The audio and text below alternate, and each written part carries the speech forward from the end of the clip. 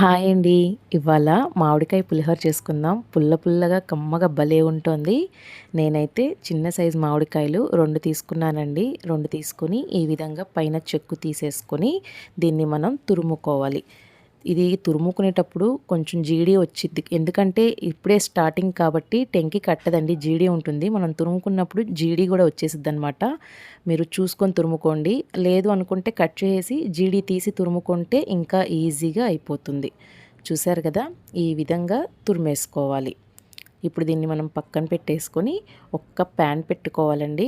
Pan పెట్టుకొని 100 ml oil వేసుకోవాలి. నేను ఇక్కడ అరకిలో బియ్యంతో రైస్ వండాను, దానికి కొలతగా చెప్తున్నాను. 100 ml ఆయిల్ వేసి ఒక గుప్పెడు పల్లీలు వేసి వేయించాలి. పల్లీలు వేగడానికి టైం పడుతుంది కాబట్టి ముందుగా పల్లీలు వేసుకోండి. ఇందులో కొంచెం పల్లీలు వేగిన తర్వాత 1 స్పూన్ పచ్చిశనగపప్పు, 1 స్పూన్ సాయిమినపప్పు, 1/2 స్పూన్ ఆవాలు, 1/2 స్పూన్ జీలకర్ర వేసి వేయించుకోవాలి. ఆవాలు చిటపటమని వేగిన తర్వాత ఒక గుప్పెడు జీడిపప్పు వేసుకోవాలి. ఇది ఆప్షన్ అండి, కావాలంటే వేసుకోవచ్చు, లేకపోతే లేదు. నేను ఎక్స్ట్రా టేస్ట్ యాడ్ అవుతుందని చెప్పేసి జీడిపప్పు వేశాను. ఇది కూడా కొంచెం వేగిన తర్వాత 4 పచ్చిమిర్చి వేసుకోండి. నేనైతే ఇక్కడ పచ్చిమిర్చి, ఎండుమిర్చి 2 వేస్తున్నానండి. మా ఇంట్లో కొంతమందికి పచ్చిమిర్చి ఇష్టం, కొంతమందికి ఎండుమిర్చి ఇష్టం. అందుకని చెప్పేసి 2 యాడ్ చేశాను. పచ్చిమిర్చి, ఎండుమిర్చి 2 వేగిన తర్వాత, ఎందుకంటే ఎండుమిర్చి వేగితేనే బాగుంటుందండి, అది మనం నంచుకుంటున్నప్పుడు కరకరలాడుతూ ఉంటుంది. ఇందులో 1/2 స్పూన్ ఇంగువ కూడా వేసుకోండి.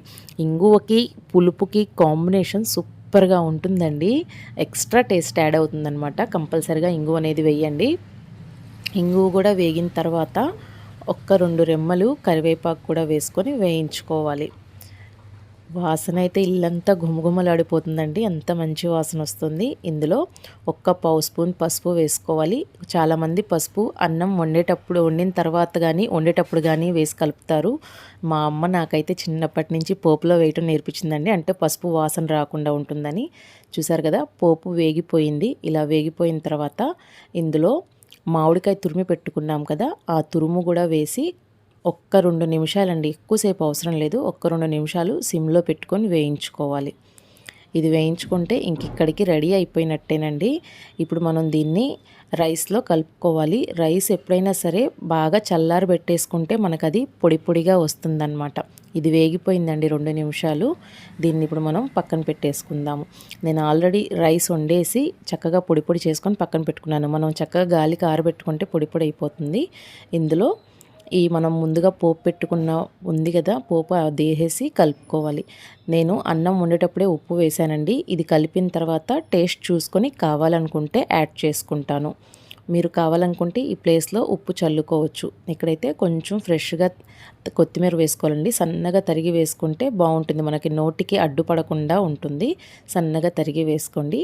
ఇప్పుడు ఈ పోపు మొత్తాన్ని మనం చక్కగా అన్నంలో బాగా కలిసేటట్టు, ఈ పులిహోర అంతా ప్రిపేర్ అయ్యేటట్టు బాగా కలుపుకోవాలి. పులిహోరలో చాలా రకాలు ఉంటాయండి, కానీ ఇప్పుడు వచ్చే పండగల సీజన్కి ఈ మామిడికాయ పులిహోర అనేది చాలా ముఖ్యంగా చేస్తారనమాట, ఫేమస్ కూడా. ఎందుకంటే మామిడికాయలు ఇప్పుడిప్పుడే సీజన్ స్టార్ట్ అయింది. చాలా తక్కువ రేటుకు వస్తూ ఉంటాయి, మనకు 10 రూపాయలకు కూడా కాయ వచ్చేస్తుంది. ఒక్క కాయ వేసుకొని చేసుకున్నా కూడా భలే కమ్మగా ఉంటుంది. తప్పకుండా ట్రై చేయండి. దీన్ని ప్రసాదానికి వాటికి కూడా బాగా యూస్ చేస్తారండి.